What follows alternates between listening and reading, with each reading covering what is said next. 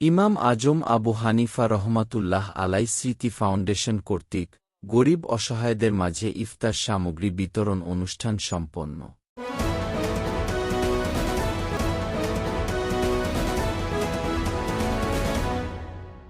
বাঁশখালী উপজেলার উত্তর মিঞ্জিরিতলা বয়নাকাটা দ্বীনী ও সেবামূলক সামাজিক সংগঠন ইমাম আজম আবু হানিফা রহমাতুল্লাহ আলাই স্মৃতি ফাউন্ডেশন এর উদ্যোগে পবিত্র মাহে রমজান উপলক্ষে অসহায় ও হতদরিদ্রদের মাঝে ইফতার সামগ্রী বিতরণ অনুষ্ঠান আজ ৭ই মার্চ শুক্রবার বিকেল ৩ ঘটিকায় বয়নাকাটা নুরুল হক বাপের দোকান সংলগ্ন মাঠে সভাপতি মাওলানা রিয়াজুল হক কাছেমীর সভাপতিত্বে সাধারণ সম্পাদক মাওলানা আবু কাইছারের সঞ্চালনায় অনুষ্ঠিত হয়।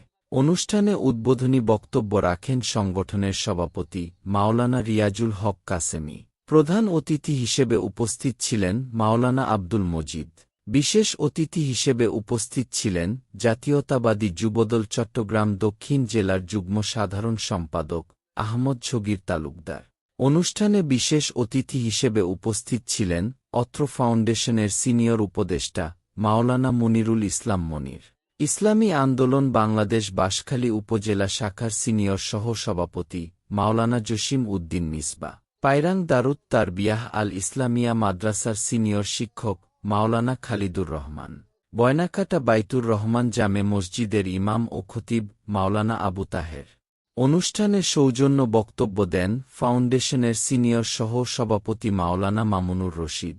এতে আরও উপস্থিত ছিলেন মোহাম্মদ হাসান, প্রবাসী আরিফুল ইসলাম প্রমুখ সহ এলাকার মান্যগণ্য ব্যক্তিবর্গ ও অত্র ফাউন্ডেশনের সকল দায়িত্বশীল ও সদস্যবৃন্দ।